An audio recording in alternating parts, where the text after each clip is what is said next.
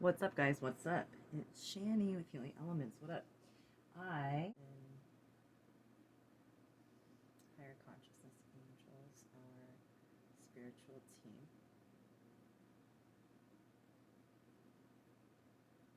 I'd like to pay respect and say thank you. I want to show a sense of gratitude for the energy that I'm going to be talking about, the archetype.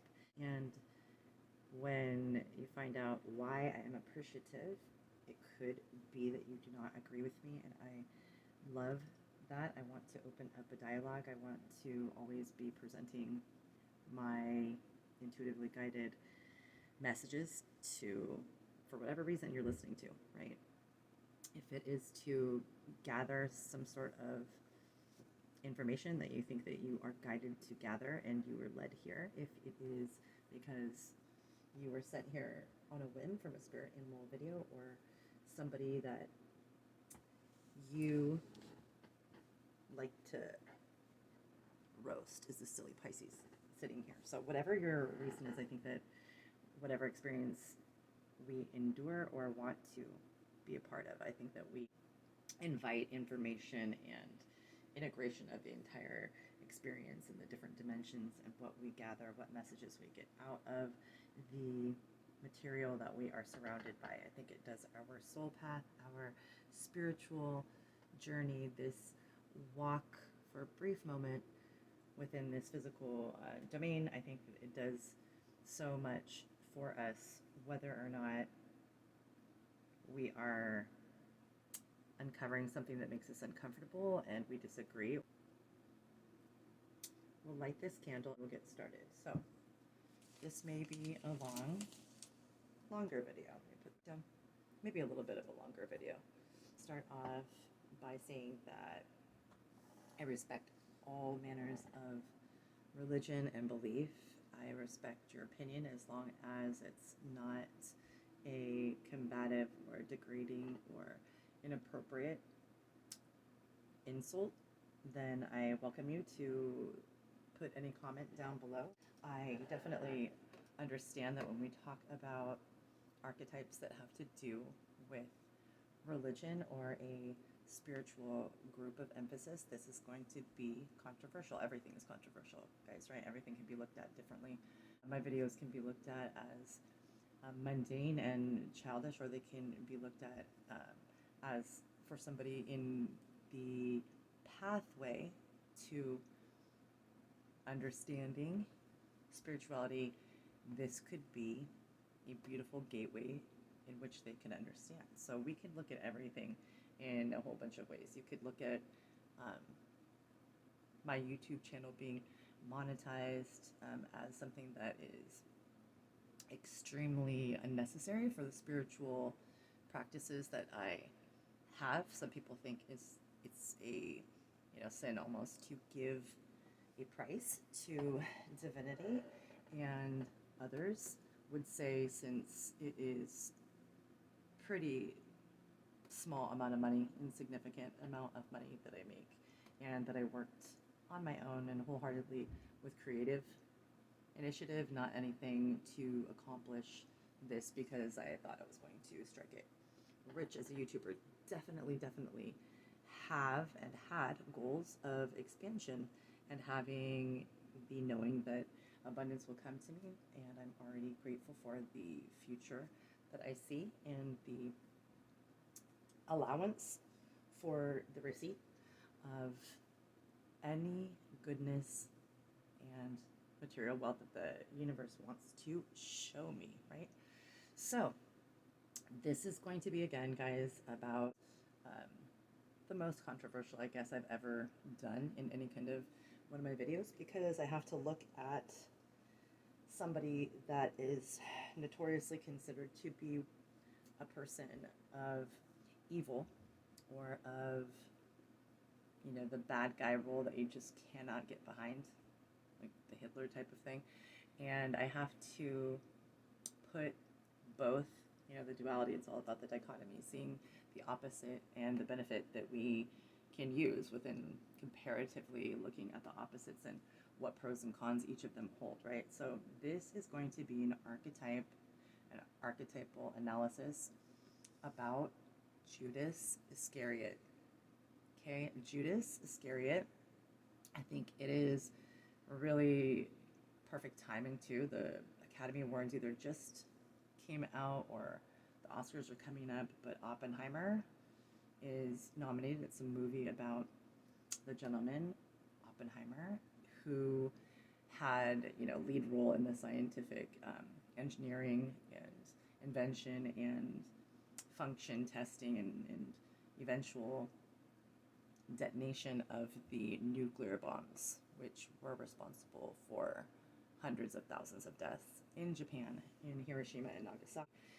And I feel that the reason why I'm using Oppenheimer and Judas Iscariot and that archetype and analysis in the same sentence or phrase is because this has meaning to me about a predetermined purpose, regardless on how we feel about this purpose and how much morally it may play with our devil and angel, forgive me for lack of better words, on your shoulder, the contemplation that goes into these roles of predetermined purpose, if you want to look at it that way, or these roles of being somebody who is unable to, for whatever reason, say no to that little side on our shoulder that initiates betrayal, deception, something that would let us forego any of our ties and loyalties within a relationship that we were close to for very, very small amount of, or if not anything at all, right? So, okay, guys, this is going to be all about the archetype, and I'm going to interpret both the Gnostic, so the book of Judas that was left out of the New Testament of the Christian Bible, that was found in the last century, and then just recently, 2006, was actually dated and verified to be that of the era in which the original text from the Bible, the Dead Sea Scrolls, were found. So this is like 200 AD, right? And so we're going to be doing, because of the vast difference between the way Judas is portrayed, the archetype is definitely going to be, again, somewhat of a dichotomy. We'll take a look at what the Christian version in the New Testament is, and then also the book of Judas, said to be created by the Gnostic, the Christian Gnostic sect. So this is right after, Jesus' death and crucifixion. So like 200 years after, somewhat considered sometimes to be a Christian cult, but this was a very spiritual, esoteric group, wing, sect of Christianity, and they truly had a very different look, not just about the book of Judas and Judas's role, but in general, this was something that was considered to be, for Christians, traditionally Christians of the time, heretical, because it talked about that the God that was traditionally praised and worshipped by Judaism and then Christianity was in fact not the one true creator God. And so it is described in the Gnostic texts and in the book of Judas, the creator, the true creator, being that of an infinite divine light within a cloud, and talks about references of you will know when you look up. And the true creator, Jesus tells Judas in the book of Judas, is that of which cannot be seen. And so again talks about a structure that is not of man, that is a traditional look or depiction that Judaism and Christianity and such had followed, is this look of God being an old man type. So this is totally different. And so the book of Judas, I think there's a lot of debate. I think it was deliberately left out of the Christian New Testament. I think it was hidden. I think that it was no coincidence we found it around the time that we are all taking a look at different angles and opinions, taking a look at the programmed religion and programmed information, or just consensus of, what society believes in the zeitgeist, this, connotation of what we assume that Judas betrayed Jesus, the most innocent, pure, ascended healer that we've known to walk the earth, just for some silver, some very small monetary amount, right?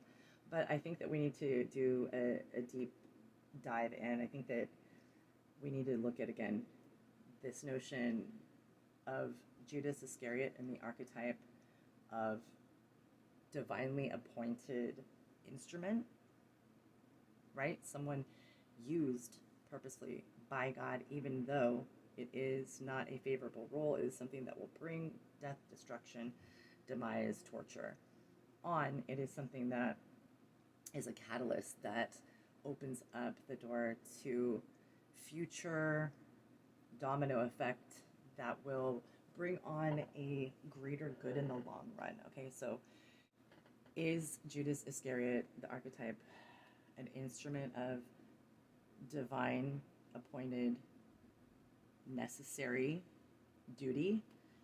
Therefore, it's more of a noble task because it's something that is a solo, a sense of being alone with the truth. All other parties, except for perhaps you, and of course, in this case, Judas and Jesus, were only, privy to the information that was being shared. So to the entire world, Judas, and still does, pretty much for the most part, looks as if he was not asked to play this part by God and or Jesus. So in the book of Judas, the Gnostic text, it actually talks about Jesus coming to Judas, and we will read a quote. It says, Judas was told, in the last days they will curse your ascent to the holy, and do not worry, step away from the others, and I shall tell you the mysteries of the kingdom. Look, you have been told everything. Judas, lift up your eyes and look at the cloud and the light within, and the stars surrounding it. The star that leads the way. This divine order and this role, this duty, this responsibility that must be carried out by him to turn him over, and in doing so, he would play a catalyst role, a main part in unfurling, the sacrifice of, and Jesus says, the sacrifice of the body that houses me. Because the I am he is speaking of is a pure, ethereal, angelic soul body, right?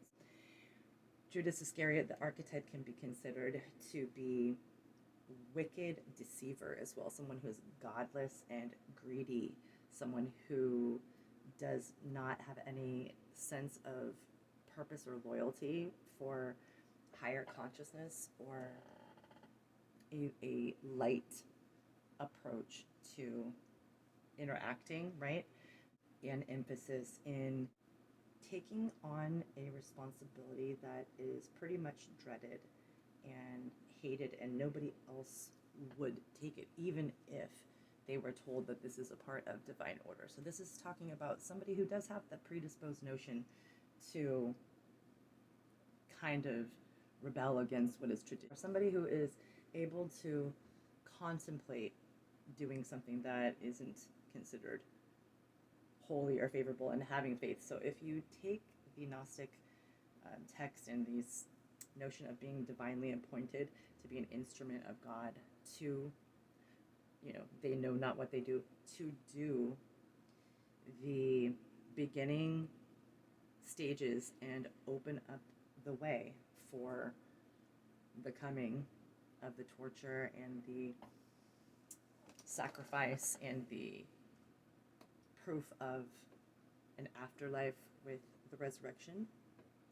And in my personal opinion, I feel that this is preordained, predestined, for us to wear certain hats, to put on certain costumes, to play certain roles that have a purpose that could be, of course, in the beginning, considered destructive, dangerous, right? It brings on death, something that is hard to endure for all involved. It's told, they will curse your ascent to the holy, meaning he will ascend to the holy because he is fulfilling a prophecy. And it is not Judas and Judas alone.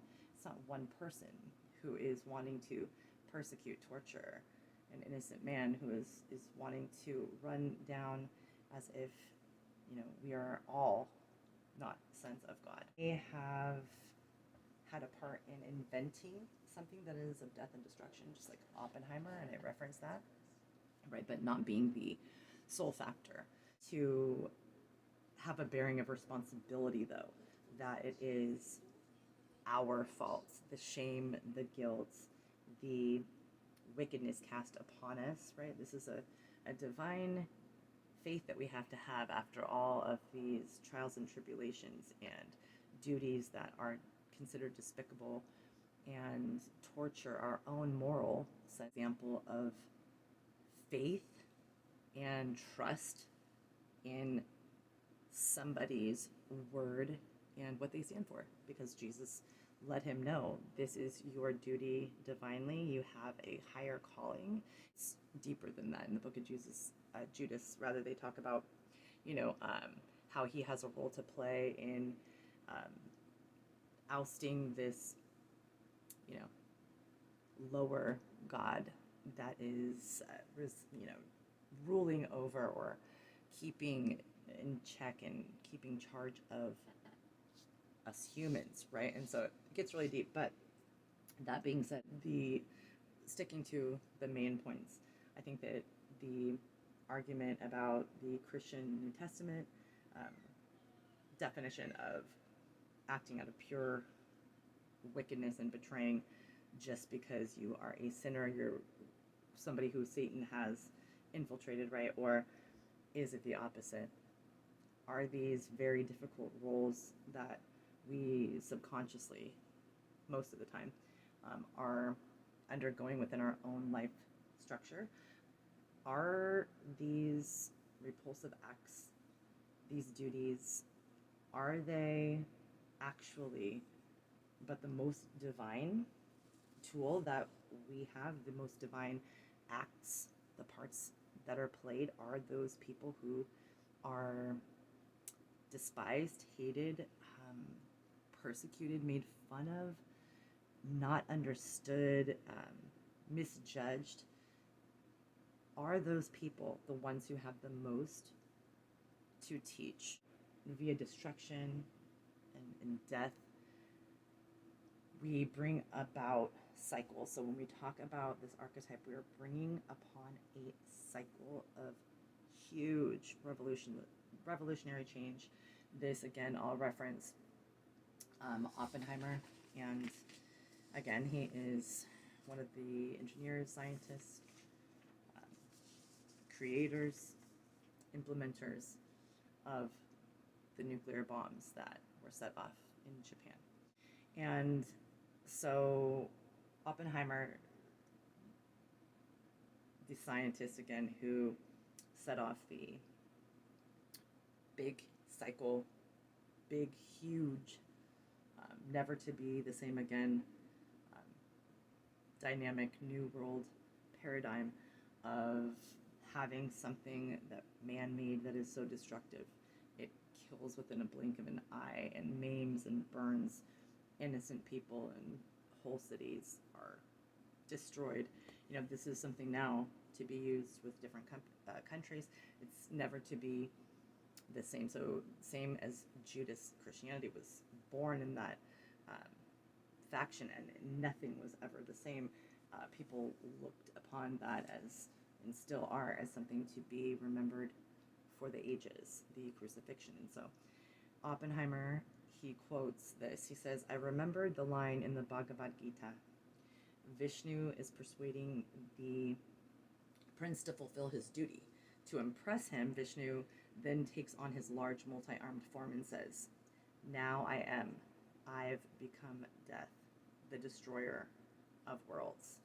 So Oppenheimer explains that he, just like the prince Arjuna in the Bhagavad Gita, this prince who is going through a hero's journey and is put upon this divinely ordained duty of being a warrior and leading all of his community, his friends, his family, into war, which amounts to injury, conflict, loss, catastrophic injury, that type of thing. Oppenheimer states that the Prince of Juno, is being divinely tasked with leading these troops into combat, and he refuses to play that role and doesn't want to be a warrior, and then Krishna, which is Vishnu embodied, rises up and explains that this is an actual must. This is a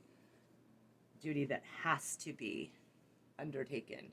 So in essence, it is predestined. It's a destiny, even if it is an ill-fated one, or one in which Arjuna will bear responsibility for what he considers the death and destruction of worlds.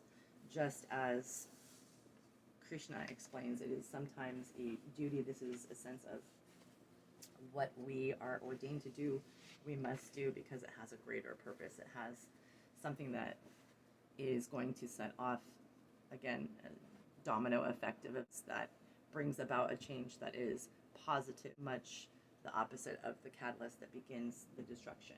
So we talk about the book of Judas and Judas Iscariot. The archetype is one of discord and contemplation, moral deception, being deceived by the notion, again, if you look at the Gnostic text, the book of Judas, that he's divine and he's being called upon to do something that is sacred, and having to bear the burden of being the only one to understand that, right? It's talking about playing a role. So I do believe after a lot of soul searching and spiritual transcendental moments, things of that nature, spiritual awakening, I do believe that we do have costumes, or these flesh body suits that we have that house our soul. I feel that this is a costume of sorts that we play a part within a production, and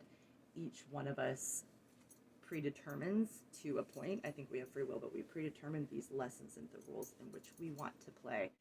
There are roles of dichotomous ventures. There are roles that are both, of course, joyful and a Jesus Christ consciousness vibe that teaches us that we can find the God within ourselves, and that we are able to be divine healers and to trust in miracles and unconditional forgiveness, things of that nature.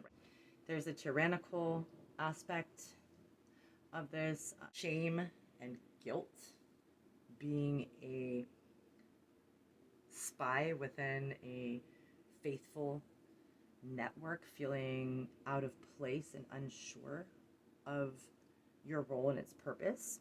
I think that this talks about a dread and a foreboding, a knowing again and having to sit solo alone with the notion that you have been tasked this, and contemplating whether or not you will have faith enough to execute, and having the bravery and strength. So yes, Jesus had to be incredibly courageous, brave, and put through so much torture during the crucifixion.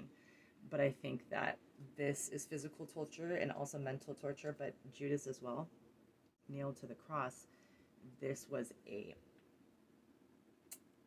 societal a reputation of sorts of a murder, a crucifixion of who this person was to everyone on the earth. You know, sometimes that can be a little bit heavy when we're feeling that way, if we ever have. I know that when we talk about the archetype of Judas Iscariot, it is the point of no return. So maybe when you get on like a scary roller coaster, silly example, but you are buckled in, there's no way that you can scream and say, let me off. Maybe when you get on an airplane flight, if you're afraid of flying, or point of no return where you, let's say even with joyous things, you find out you're pregnant. So that means, you know what, yep, you are giving birth. There is going to be either a surgery, C-section, or vaginal delivery here. You know, and you have to also sit with this point of no return of that emotional basis, where that moral contemplation of, okay, pregnancies don't always end in live birth, and so what that means, and the emotional responsibility and foreboding that we have perhaps with the totality of what we have now anchored ourselves into as a responsible party, right? So I think that having a regret about our roles that we've played, and the contributions that we have done in our relationships to have a sense of destruction, and, you know, what we have already done and set in motion that cannot be retrieved, taken back. It cannot ever go back. So we're never going to go back. You know, we have the internet now. It's forever changed us. We have even cell phones. When things change permanently, epiphanies are made, and a catalyst for both good and bad. So, you know, again, nothing is totally good or totally bad, but the internet has some negative, opportunistic things that, you know, it really, really has emblazoned into the hearts and souls and minds of every person, basically, because phones are little computers nowadays. We talk about, you know, this camaraderie and this support, if we're talking about the book of Judas. And the book of Judas is 16 conversations basically between Judas and Jesus. And, you know, one of the conversations is that you know not what you do type of thing. And it's talking about the love and sense of validation that two people experiencing a, you know, really difficult, challenging, or, you know, climactic part of their life path. This is going to be a crescendo, something that is so big. And in this case, Jesus's transition, I mean, and torture. This is something that these two people can find validation and connection based on their intimate roles, and perhaps maybe they're only two parties who understand the truth of this situation, the truth of the matter. I think that the emotions are a little bit moody and broody, and just dampened or dimmed a little bit. So when we talk about the archetype, we're talking about somebody who is able to put their emotions aside, or maybe has just this flatline approach, not too excitable, not too downright. I think that when we talk about deception and betrayal, of course, this archetype has to do with pressure, peer pressure, and the Mean Girls type of Gretchen, if you're familiar. I want to do an archetype on that. Good idea. That vibe, that when we have a mob that feeds off of each other, that pressures one another just by the sense of making you feel inferior, or impressing upon you that you will be left out in the cold and outcast if you are to go against the grain of the expected belief, right? So there's a lot of pressure when we talk about Judas Iscariot archetype. I think this is talking about dreadful understandings that have a mysterious nature still. So although we are told in the book of Judas that Jesus knows that there's a plan and that Judas has a role to play within this plan by turning him in and causing the beginnings of the execution, crucifixion of his physical body, right? I think that this talks about having so much built up and overly consuming the way in which you feel fear, anxiety, and a sense of terror. So I feel that if we can learn something about ourselves or self-reflect and use this archetype of Judas Iscariot, this is talking about this, aggravated mass hysteria, gang mentality, and the way in which we're influenced, even subtly, even if we think we're strong within our own sovereignty and do not have much that we bend on or get influenced by others. This is definitely a tone that teaches us about how peer pressure, or pressure to do a certain thing, believe a certain faith, complete a task like Arjuna in the Bhagavad Gita. When we have to do these things, sometimes it feels like a huge weight on our shoulders, a pressure. We feel as if we are worrying about betraying ourselves by not betraying that which is asked of us, right? Talks about, a enemy within. Yes, we could talk about shame, guilt, playing a role of deceiving one of your best friends and being unassuming as to be the party who is essentially the one who sold your soul for silver. This is talking about a reward for that in which we do that is, again, a sense of destructive energy, but that is necessary for divine order. This is talking about rewarding this, again, the text tell us that Judas is welcomed into the divine, that this is being promised to him, and that this is a reminder, I believe, you guys, that the physical realm, this is the sense that we find each other in, me on the YouTube now talking to you, you listening. This is but a temporary holding ground, and again, we are but a temporary housed light within.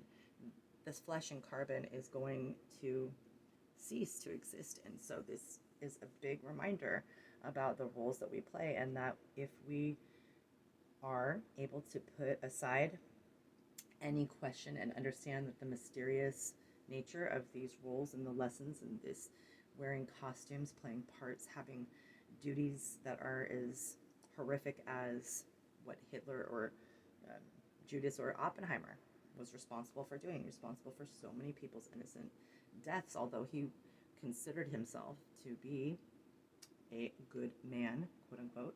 This is not something that we can easily talk about. This is a complex energy archetype, because it's not someone who is like a sociopath like Jeffrey Dahmer. This is somebody who is really not wanting to play a part in any of the world's changing, structures and consciousness that's going to be changed forever, right? But, this is what we've been given, right? The book of Judas definitely differs from the accounts in the New Testament in the Bible. So again, when we talk about, the New Testament and Christianity, traditionally, it's a feeling of what happened is told to us, not by Jesus or Judas, but what happened is simply one of the beloved disciples for greed, for the desire to have power by, having a friendly person of influence or people of influence now be in your camp, right? And also for the small amount of silver, just selling yourself short. A sense of misguided faith. So a doubt of our faith. So again, we're talking about, when you look at the book of Judas, we're talking about you have to have an incredible amount of faith to listen to Jesus say, hey, you know what you do. You're going to have to play this role, turn me in, but guess what? You're going to heaven anyway, even if everybody says you're not, and you are deemed to be wicked, right? And that which Satan has approached and overwhelmed, right? You have to have a lot of faith in that. This also has to do with generational curses, because although Judas is told, hey, you know what, you're all good, you're going to turn me in, and you're still going to have a place in the holy, in heaven, he is told by Jesus, though you will have to endure a curse for many generations. And I feel that that is big time. I could talk an hour about metaphorical curse, about spiritual attacks mentally. Like, he is basically saying, because Judas Iscariot, you are known, and that's known to you, I'm sure. That word holds such a negative reference. Like, I think that when we hear the word Judas Iscariot, it is furrow your brow traditionally, right? I think that when we talk about things that we are told are something that is truth, right? And we perhaps have to reevaluate. This is something that not only curses us internally, we therefore have, because of the reputation, the notoriety of the deed, the betrayal, way in which it looks to society, the role that Judas played.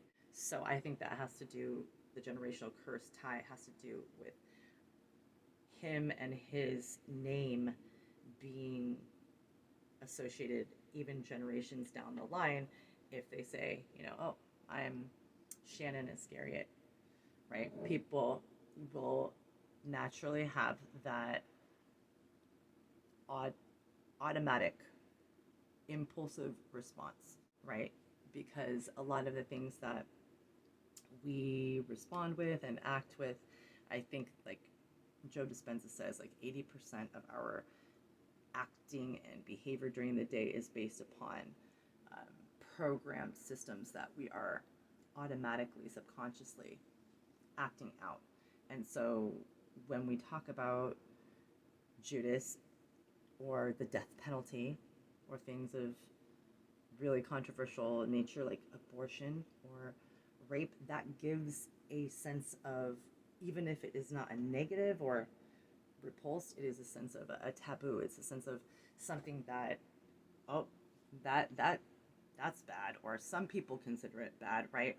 I think this just really teaches us and tries to level us up about there is value in it, looking at the opposite natures and looking at how one perspective can see, again, the archetype of Judas Iscariot to be one of a redeemer, the one that sets off a predetermined prince of divinity that has a purpose and is just as significant, if not more, than John the Baptist or Mary, Mother Mary, right? This is something that also is unspoken and hidden and concealed. So to leave off, even though this video is extremely long, I want to talk about